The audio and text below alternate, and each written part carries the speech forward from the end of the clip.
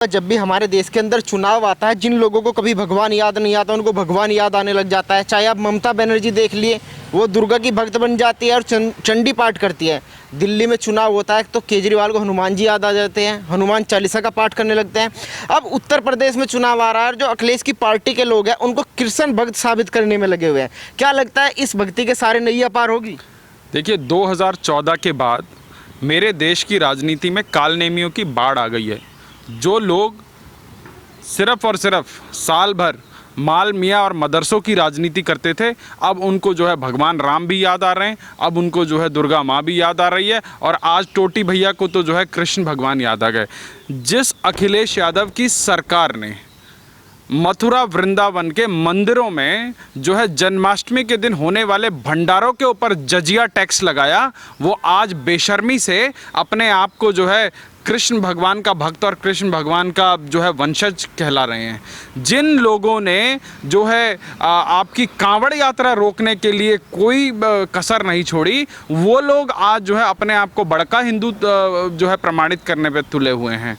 जिसका हिंदुत्व से कोई लेना देना नहीं, वो व्यक्ति गुजरात के चुनावों में अपने कोट के ऊपर जनेऊ डालकर अपने आप को दत्तात्रेय ब्राह्मण बता रहा था, जनेऊधारी। तो आज आलम ये है कि जब 2014 के बाद इस देश की जो बहुसंख्यक सनातन जनता है, जब उसने अपनी शक्ति को पहचाना, जब उसको एक नेता ने जगाने का काम किया, अभी तो ये अंगड़ाई है। क्योंकि इस देश का मात्र 20 से 25% हिंदू अभी एकत्रित होना शुरू हुआ है, तब जाके ये हाल है। और जिस दिन इस देश में 50% से ऊपर का हिंदू जागृत हो जाएगा और संगठित हो जाएगा, मैं बता रहा हूँ, ये दशकों से तुष्टीकरण की राजनीति करने वाले लोग, जो लोग आपने देखा होगा कि ये जो है गले में अरबी गमछा और सर पे टोपी पहनकर जो यहाँ पर बड़ी बड़ी रोजे की दावत दिया करते थे और ये प्रूव करने की कोशिश करते थे कि नहीं भैया तुमसे बढ़ के वाले हम हैं, तो वो लोग आज जो है अपने आप को कृष्ण का भक्त बता रहे हैं। वो लोग जिन साधुओं के ऊपर उन्होंने अत्याचार किया, उनके चरणों में पहुंचकर माफ़ी मांग रहे हैं। ये राजनीति क्या ना करवाए, क्योंकि अकेले मुसलमानों के वोट से तो जो है पूर्ति पड़ेगी नहीं। और हिंदू जो है अब जाग चुका है, इन लोगों की जो है तुष्टीकरण की राजनीति समझ चुका है। बंगाल में क्या किया, जिस ममता बनर्जी ने अपने शासन काल में जो है मुसलमानों को खुश करने के लिए अगर जो है मुहर्रम जो है अगर दुर्गा विसर्जन के साथ पड़ रहा है, तो उसने जो है दुर्गा विसर्जन रुकवा दिया। हिंदुओं को कोर्ट का दरवाज़ा खटखटाना पड़ा। आप सोचिए, मतलब आप मुसलमानों को खुश करने के लिए किसी भी हद तक जा रहे हैं। अखिलेश यादव ने मुसलमानों को खुश करने के लिए कुंभ का मेला प्रभारी जो है आजम खान को बना दिया, और वहां पर तारकेश्वर मंदिर का जो है प्रभारी ममता बानो ने जो है एक मुसलमान नेता को बना दिया। आज आपकी छाती पर मूंग दला जा रहा है, आज आपके धार्मिक अभिव्यक्ति को रोंदा जा रहा है, और उसके बाद जैसे ही चुनाव आते हैं तो ये कालनेमी अपने आप को बड़ा हिंदू और बड़ा जो है धार्मिक प्रमाणित करने पर तुले आते हैं।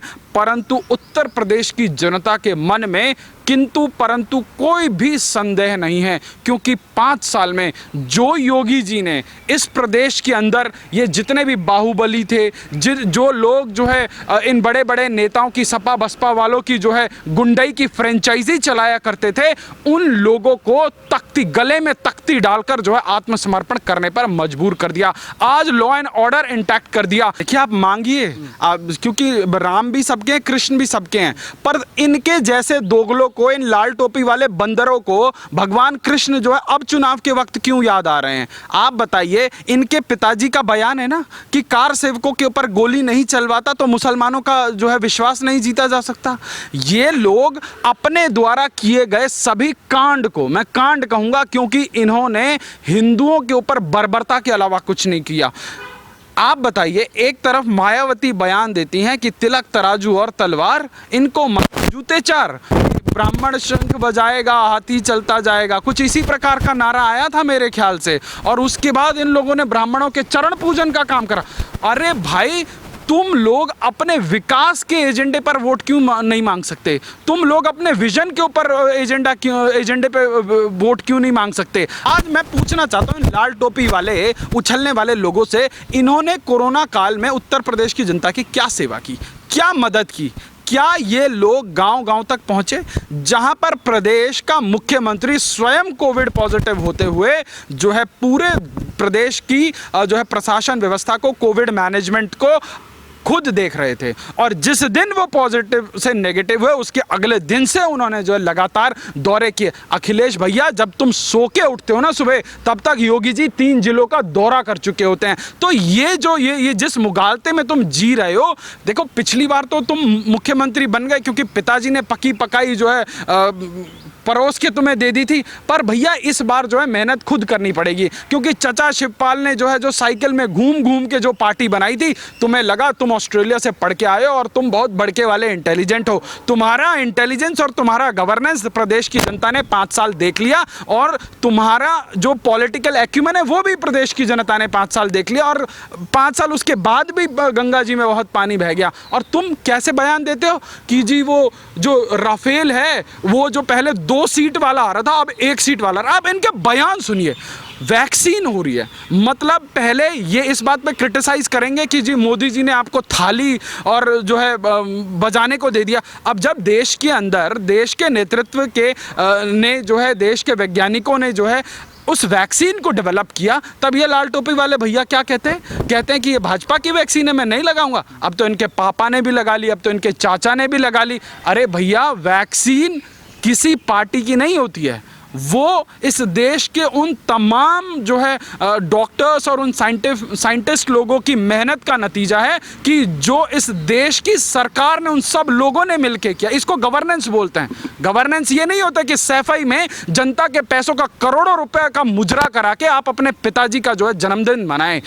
देश के लोग जो है आपसे एक बेहतर गवर्नेंस की उम्मीद रखते हैं कि जब जब प्रदेश की जनता मुश्किलात में हो तब आप उनको जो है एक राह दिखाएं, एक उजाला दिखाएं। पर आपने क्या किया?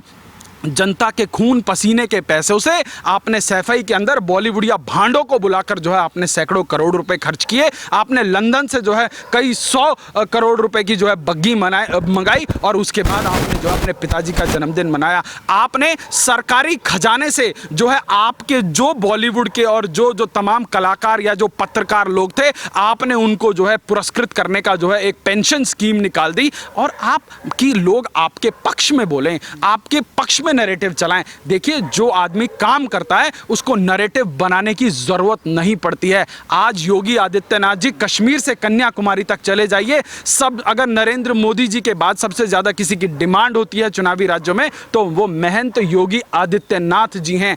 और उसके बाद आप प्रदेश में घूम लीजिए, एक सर्वे करा लीजिए, हर व्यक्ति यही कहता है कि हमें मुख्यमंत्री चाहिए तो योगी जी जैसा चाहिए। तो टोटी भैया, अगर तुम इतने बड़े प्रदेश के इतने बड़े नेता होते तो आज प्रदेश के बाहर किसी और राज्य में तुम्हारे नेतृत्व की तूती क्यों नहीं बोलती? तो तुम्हें कोई किसी और राज्य में तुम्हारे पार्टी का विस्तार क्यों नहीं हो पाता? क्योंकि तुम सिर्फ और सिर्फ अपने परिवार तक सिमट कर रह गए हो। ये समाजवाद, ये लोहिया का समाजवाद नहीं है, ये कर्पूरी ठाकुर का समाजवाद नहीं है, ये जेपी का समाजवाद नहीं है, ये सिर्फ और सिर्फ इस यादव परिवार का परिवारवाद है। और अब तुम चाहे कितने कृष्ण भगवान के गीत गा लो, जनता तुम्हारे चेहरे पर लगे तुष्टीकरण के नकाब को उतार चुकी है और जनता तुम्हें माफ नहीं करेगी। फार्मूला है, ये यूपी में कामयाब होगा? देखिए, इन लोगों का एक सिंपल फॉर्मूला है जो अंग्रेज 1947 से पहले इस देश में चलाते थे कि फूट डालो और राज करो। देखो, एक कौम है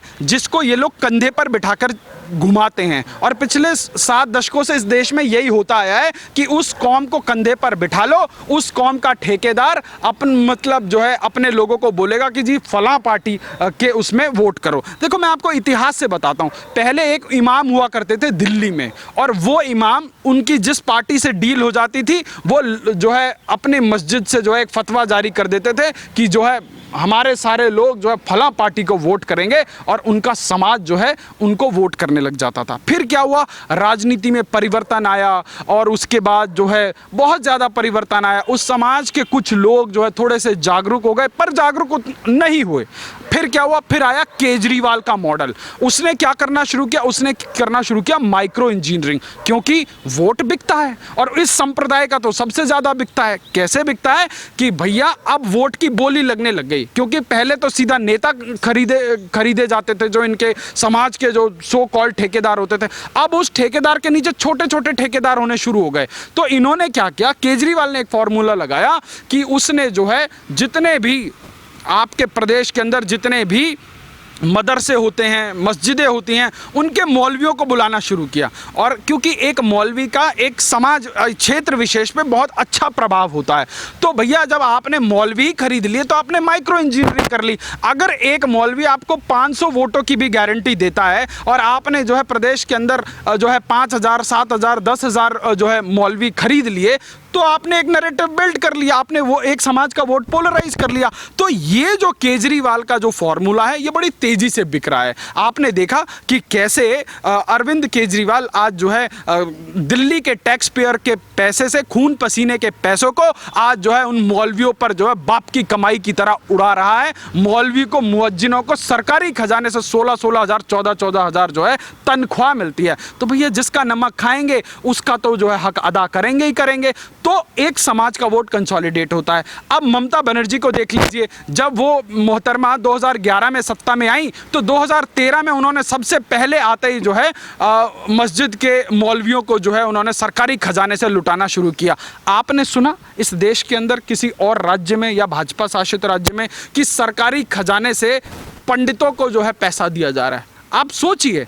और अब हर चुनाव में ये होता है। हर चुनाव से पहले ये लोग क्या कराते हैं कि ये अपने ही किसी गुर्गे को फिट करते हैं, उसके बाद जो है उस व्यक्ति से कुछ ऐसा काम करवाते हैं कि जो है हिंदू और मुस्लिम समाज के अंदर, क्योंकि एक समाज ऐसा है जो हमेशा गर्म तवे पे बैठा रहता है कि जैसे ही कुछ बोले उनका नारा चालू हो जाएगा, सर तन से जुदा, धड़ सर से जुदा। क्यों? क्योंकि वो हमेशा ही जो है गर्म तवे पे बैठा है, बस उसको बहाना चाहिए। क्यों भैया? सरकारी खजाने से दबा के पैसा मिल रहा है, बच्चियां होंगी तो भी उसको स्कॉलरशिप देगी। देश की सरकार ने तो वैसे ही एक संप्रदाय विशेष के लिए जो है दिल खोल रखे हैं। पिछली सरकारों के मुकाबले जो है अब अल्पसंख्यक मंत्रालय का बजट बहुत ज़्यादा बढ़ा रखा है। सरकार कह रही है कि तुम बच्चे दबा के पैदा करो, जितनी लड़कियां पैदा करोगे हम तुम्हें लाख लाख रुपए का वजीफा देंगे, तुम पढ़ाओ।